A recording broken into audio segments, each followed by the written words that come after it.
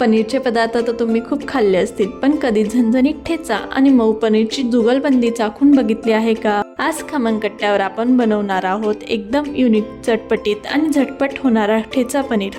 नमस्कार मंडळी, खमंग कट्टा बाय सोनलमध्ये तुम्हा सर्वांचे मनापासून स्वागत। चला तर मग रेसिपी सुरू करण्यापूर्वी साहित्य बघून घेऊया। आपल्याला लागणार आहे पनीर, 2 चमचे बेसन, भाजून सोललेले शेंगदाणे, 1 वाटी कोथिंबीर, हिरवी मिरची, मीठ, जिरं आणि लसूण। आता सर्वात आधी पनीरचे जाड चौकोनी तुकडे करून घेऊया। पनीरचे क्यूब करताना एकसारख्या आकाराचे कापून घ्या, म्हणजे फ्राय करताना ते सर्व बाजूंनी व्यवस्थित भाजले जातील।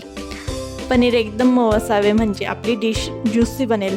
आता पॅनमध्ये 1 चमचा तेल गरम करून घ्या। त्यात जिरे, हिरव्या मिरच्या, लसूण आणि शेंगदाणे घालून 5 ते 6 मिनिटे मंद आचेवर परतून घ्या।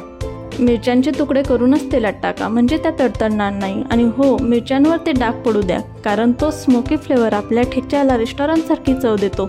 हे मिश्रण मिक्सरच्या भांड्यात टाकून त्यात कोथिंबीर, बेसन आणि मीठ टाकून वाटून घ्या। वाटताना 2 चमचे बेसन नक्की घाला, ज्यामुळे ठेचा पनीरला छान चिटकून राहतो। शेवटी अर्धा लिंबूचा रस घालून व्यवस्थित मिक्स करून घ्या।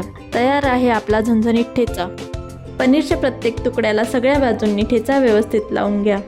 पनीरला व्यवस्थित कोटिंग केल्यामुळे पनीरचा प्रत्येक घास झणझणीत आणि खमंग लागेल। आता पॅनमध्ये थोडे तेल गरम करून हे ठेचा लावलेले पनीर मंद आचेवर शॅलो फ्राय करून घ्या। ठेच्यातील शेंगदाणे आणि मिरचीचा स्वाद पनीरला एकदम कुरकुरीत लेअर देईल। पनीर सर्व बाजूंनी सोनेरी होईपर्यंत छान भाजून घ्या। हे ठेचा पनीर स्टार्टर म्हणून अप्रतिम लागतं। तर मग खमंग ठेचा पनीर खाण्यासाठी तयार आहे। ही रेसिपी नक्की ट्राय करा आणि कमेंटमध्ये सांगा कशी झाली। व्हिडिओ आवडला असेल तर लाईक करा, शेअर करा आणि खमंग कट्टा बाय सोनलला सबस्क्राईब करायला विसरू नका। पुन्हा भेटूया अशाच एका नवीन रेसिपीसह। तोपर्यंत खात राहा आणि मस्त राहा।